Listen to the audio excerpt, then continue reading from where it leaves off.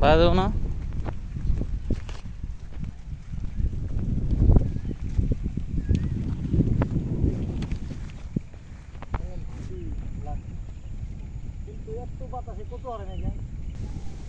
কচু আর যাইব না গাঙ্গেতে।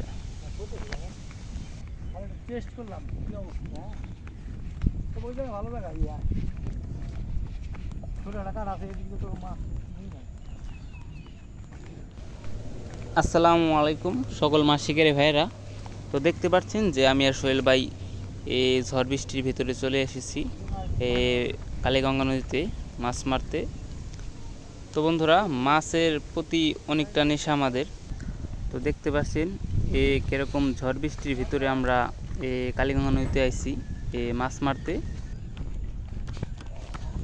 তো সামনের দিকে যাচ্ছি আমরা।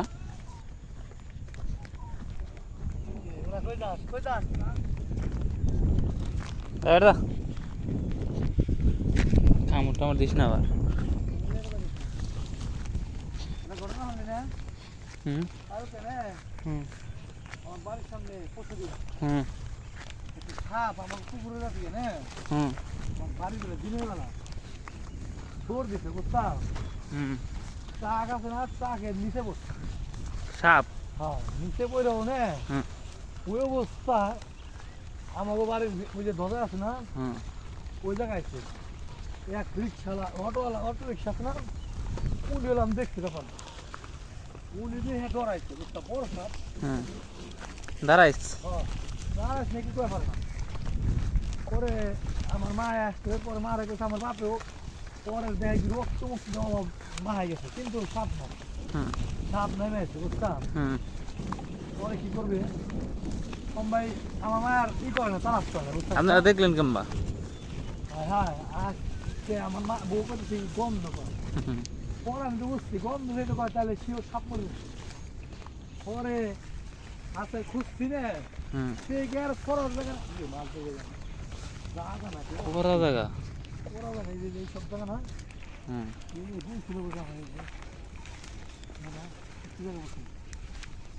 ওরা জায়গা এই দেখি তাই তো জায়গা বানা এই জায়গা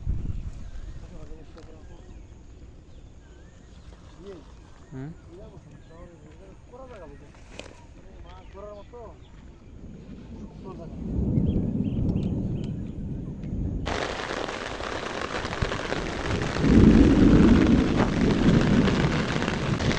দেখতে পাচ্ছেন যে বৃষ্টি চলে আইছে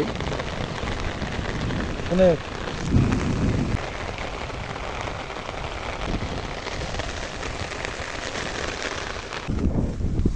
তো বন্ধুরা, দেখতে পারলেন যে প্রচুর বৃষ্টি হলো, যার কারণে আমরা মাছ মারতে পারি নাই।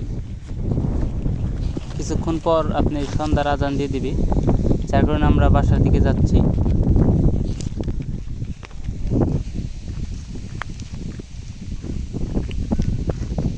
বৃষ্টির জন্য আর কি মাছ মারতে পারলাম না, প্রচুর বৃষ্টি। তো বন্ধুরা, এই নদীর আপডেট পেতে হলে আমাদের সাথে থাকুন। নেক্সট কোনো ভিডিওতে দেখা হবে। সবাই ভালো থাকবেন। আসসালামু আলাইকুম।